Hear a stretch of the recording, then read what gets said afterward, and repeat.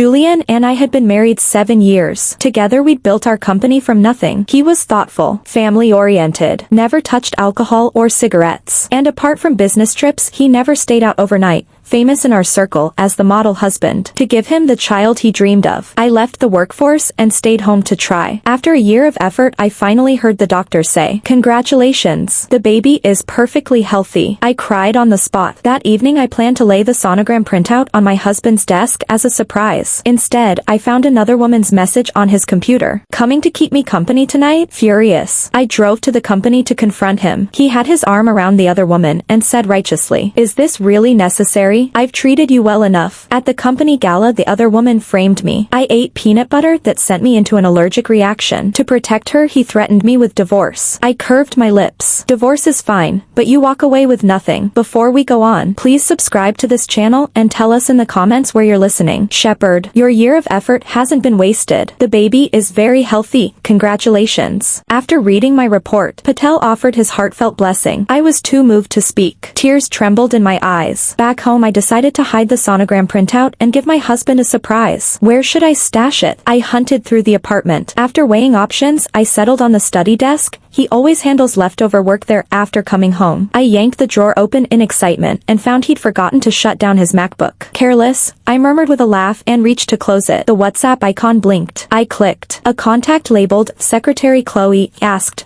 "Heart, will you come stay with me tonight?" The smile on my face froze. I kept scrolling up. More and more graphic texts and photos appeared. My fingers shook. Cold spread through my body. Warm liquid slid down my cheeks, cooling as it fell. Mechanically, I wiped my eyes, applied concealer for the swelling, and drove to Heart Tech. The receptionist blocked me. "Hello. Whom are you here for?" "What? You don't recognize me?" I slipped off my sunglasses and gave her a look. She blinked, snapped to attention, and respectfully escorted me to the CEO suite on the top floor. "Hart is in a meeting. Please rest here a moment." I waved her out. I studied the room. A year away and Julian's office had changed completely. He once worshipped black, white, and gray. Now the palette had softened. Blind box toys, a diffuser, wind chimes, little decorative touches everywhere. Suddenly the door burst open.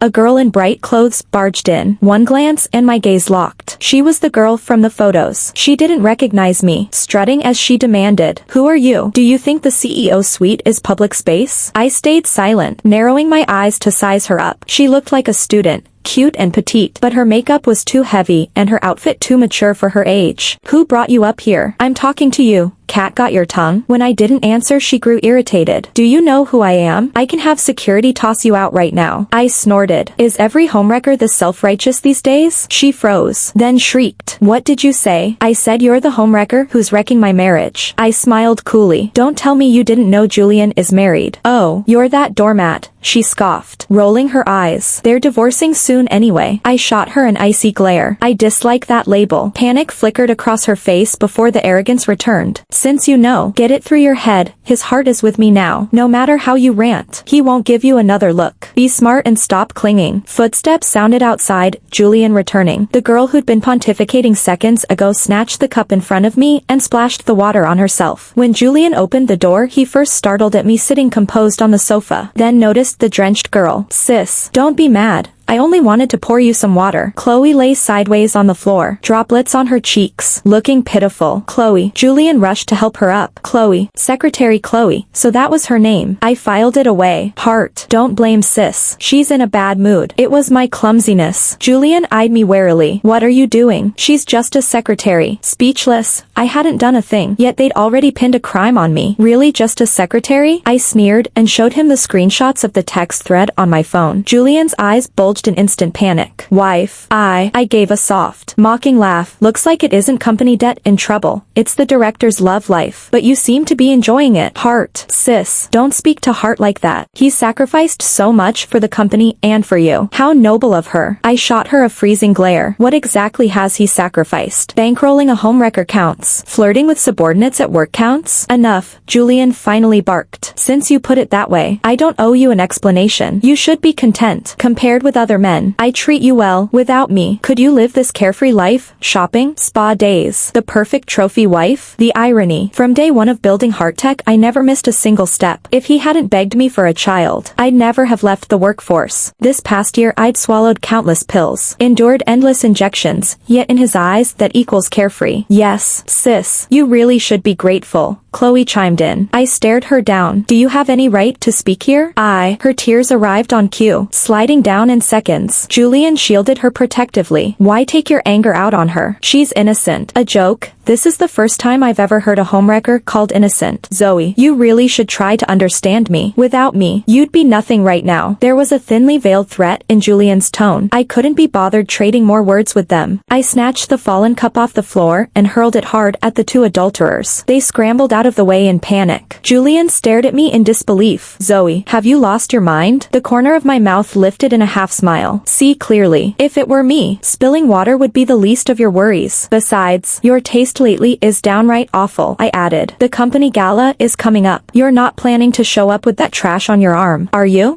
Chloe's face flushed green with rage. I didn't even spare her a glance. I picked up my bag and stalked off. Back at the loft, I hired movers to box every last thing Julian owned and toss it out, then dug into the background of the woman glued to his side. Chloe, 22, had slipped straight from college into Hearttech, promoted from intern to the CEO's assistant in only 3 months. I flipped through the file with one hand while absently resting the other on my still flat belly. What I needed next was simple. Make Julian walk away with nothing. Make them both pay. But this baby, should I keep it? For him I'd eaten bitter pills all year. I'd longed for him, yet now I couldn't give him an intact family. Uncertainty fogged my mind. After that day Julian grew even bolder. Certain I'd accepted the situation, he and Chloe flaunted their affair. We met again half a month later at the company gala. I attended as the CEO's wife. Julian walked in with Chloe on his arm, apparently stung by my jab the other day. Chloe had dressed to kill, a wine-red gown that matched Julian's tie. Compared with me, the two of them looked more like the married couple. She glared at Julian's hand curled around my arm, eyes burning holes through me. I wasn't intimidated. I met her gaze with open provocation, sensing my irritation. Julian leaned in. Zoe, tonight matters. Don't make a scene. If it mattered so much, why parade Chloe here? It was a slap in my face. I rolled my eyes and ignored him. Partners kept toasting us. Julian drank glass after glass, mine included. I couldn't touch alcohol. When someone persistent cornered me, I fended them off with soda. The crowd thickened. Air thinned. I slipped onto the rooftop terrace alone. Cool night wind brushed my skin, yet my heart hammered faster. Moments later Chloe followed. Sis, are you alright? She pressed theatrical fingers to her lips at the sight of me steadying myself against the wall. Get lost. The sight of you turns my stomach. Weakness robbed my words of bite. She preened, smiling coldly. So you really are allergic to alcohol, the CEO told me, but I didn't believe it. I gaped. Have you lost your mind? I just never seen an alcohol allergy. Curious. You know. Why so mad? Sis, relax. I checked. That concentration won't kill you. Oh, I hear you're pregnant. The CEO doesn't know, does he? Let's make the baby disappear. Then, her scarlet gloss looked like a gory moth from a horror film. Every word dripping venom. Blood-red lips opened and closed, the room spinning around them. Rage surged, but my head was too heavy. I passed out. I woke to the bleached ceiling tiles of Memorial Sloan Kettering Hospital in Manhattan. In the private ward Chloe sobbed in Julian's arms. I'm sorry, Heart. I didn't mean to. I only refilled Sis's glass when I saw it empty. Never meant harm. Julian soothed her, murmuring, it's okay.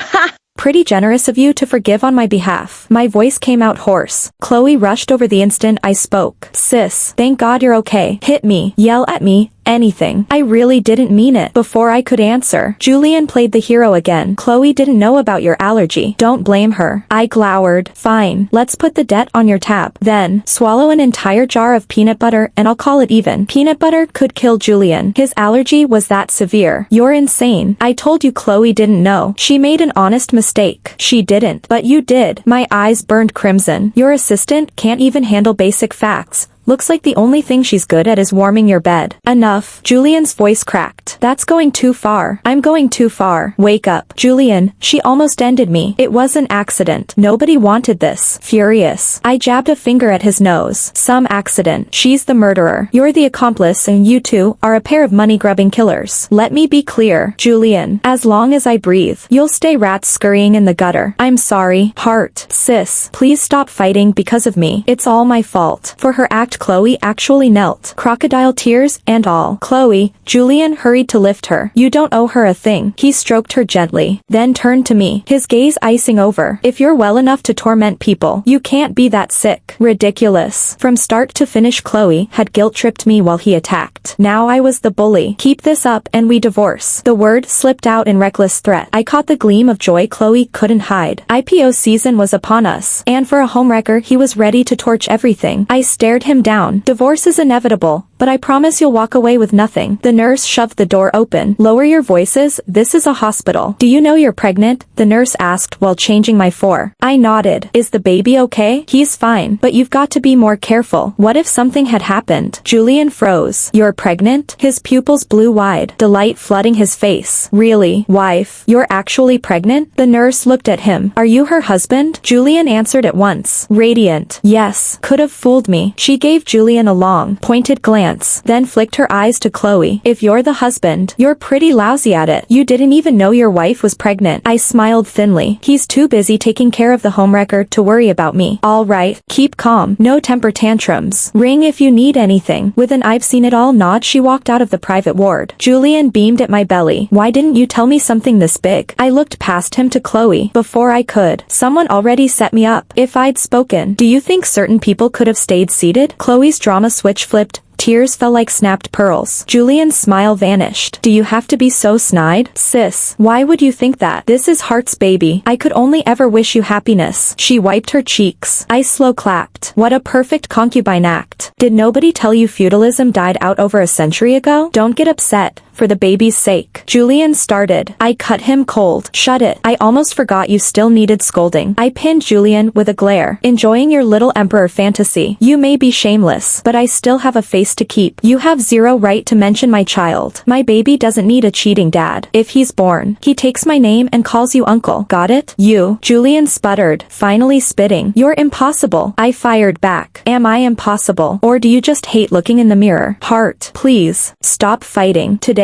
is all my fault. Don't ruin things over me. Chloe sobbed. Get lost. Who invited you to speak? I snapped. You're hopeless. Fine. We'll talk when you've cooled down. He wrapped an arm around Chloe and steered her out. At the door, Chloe glanced back, lips curling in smug mockery. After that day, Julian gave up completely and never came home. Chloe escalated her taunts. First, she bombarded me from new numbers with photos of her and Julian entwined. I saved every shot and never replied. When she saw I wouldn't bite, she engineered coincidental run-ins, kicking each one a little higher. I ignored her, so she assumed I was powerless and grew bolder. One evening I walked in to find her lounging in my living room. I told Hart how much I love this place, and he gave me the code. Fed up, I dialed Julian. Care to explain? Julian, I bought you a lake house in upstate New York for the pregnancy. Move whenever you're ready. Funny. I don't remember agreeing. There are plenty of rooms. You really have to fight Chloe for this tiny place? I saw red. She barged in, and now I'm the one fighting. This was our starter loft, small, but every penny we saved in the early days had gone into it. Every corner held memories. Now he wanted me out because Chloe asked. I'm not moving. Get her out or I call the cops for trespassing. Remember, the deed is in my name only. Back then he'd put it solely in my hands to make me feel secure. Today that move paid off. Chloe shot me a venomous glare, then leaned in to hiss. Only the loved thrive. A baby without a father's love might never arrive safely. I laughed. Did I praise her youth or pity her childishness? Using trending phrases in a catfight. Whether my child thrives isn't your concern. Bathed in Julian's filthy love. The only thing you'll sprout is karmic retribution. Chloe's face turned green, heels clacking like gunfire as she stomped away. I slammed the door with a cold snort. Too brash. I hadn't planned to move this fast, but they'd finally lit the fuse. I rang every outlet I knew and leaked Julian's affair. I even owed Chloe. She'd saved me the trouble of hunting down proof. With the photos and videos she'd sent, the press could run non-stop for days. Perfect timing. IPO season. Julian's scandal detonated overnight. Tabloids splashed their X-rated selfies across every front page. Netizens dredged up every detail of their lives. Chloe's university came under fire. Prospective students tweeted they'd never apply. The school clarified Chloe never graduated. She'd interned at Heart Tech, hooked Julian, and dropped out. De facto expulsion. No diploma. No wonder her morals flunked. Our bad. School didn't fail her. She skipped class. She traded textbooks for the role of homewrecker, straight A and ambition. The cyber tsunami buried them. Julian's phone rang off the hook. I let every call die. When the outrage peaked, I strode into Heart Tech. Inside the boardroom, the board of directors sat grim. Heart, we deserve an explanation. Yeah.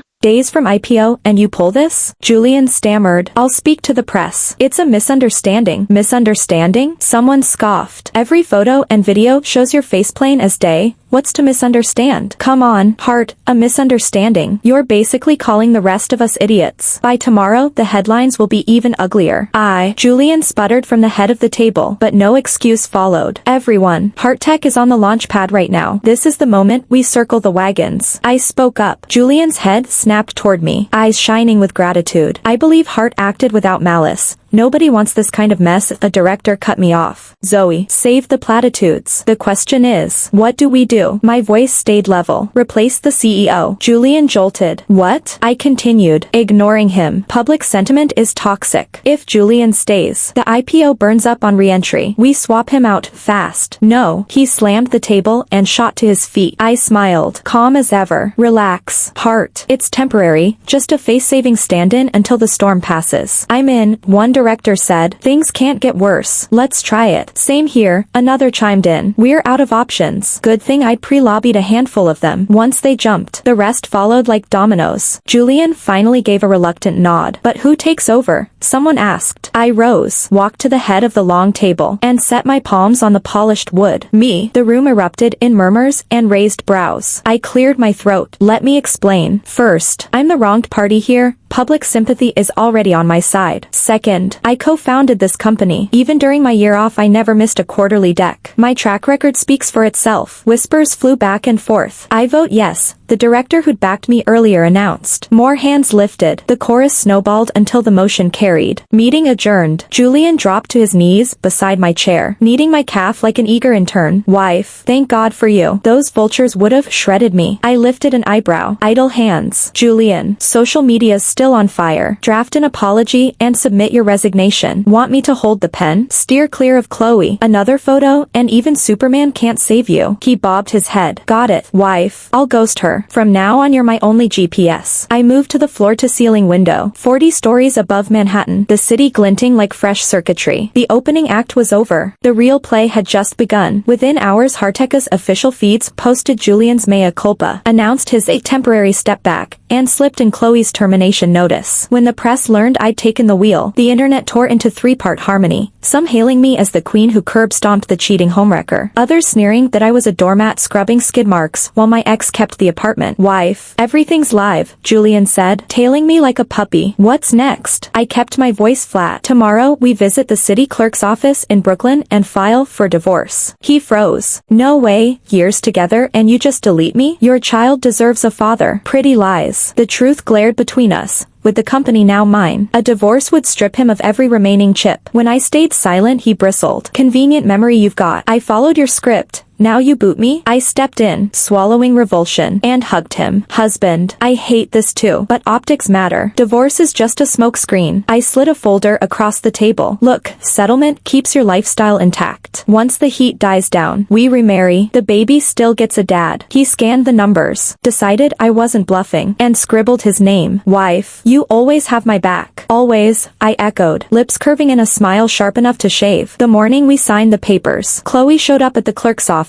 I frowned. I'd known Julian's promise to cut her off was fiction, but his memory truly reset every 10 minutes. Heart, since we're all here, let's grab a license too, she chirped the second our divorce was stamped. I rolled my eyes. No wonder Reddit called her illiterate. She apparently hadn't heard of New York's 30-day cooling-off period. Stop it, Julian hissed, peeling her off his arm while side-eyeing me. I stayed ice calm. No eye contact. He chased me outside. Wife, I mean, Zoe. I turned, voice chilly. Something else? He scratched his neck. When's the next scan? I'll drive you. Heart. Chloe squealed. No need. I'll handle it. I walked away. Behind me Chloe whined. You're divorced. Why dote on her? It's still my kid. Julian snapped. I can pop out babies too. You wouldn't get it. They bickered all the way down the marble steps, ending in separate Ubers. Petty as it was, Chloe decided to retaliate. Next evening I was strolling along the High Line in Manhattan when a snarling Rottweiler lunged from the hedges. Cold sweat drenched my back. Dogs terrify me.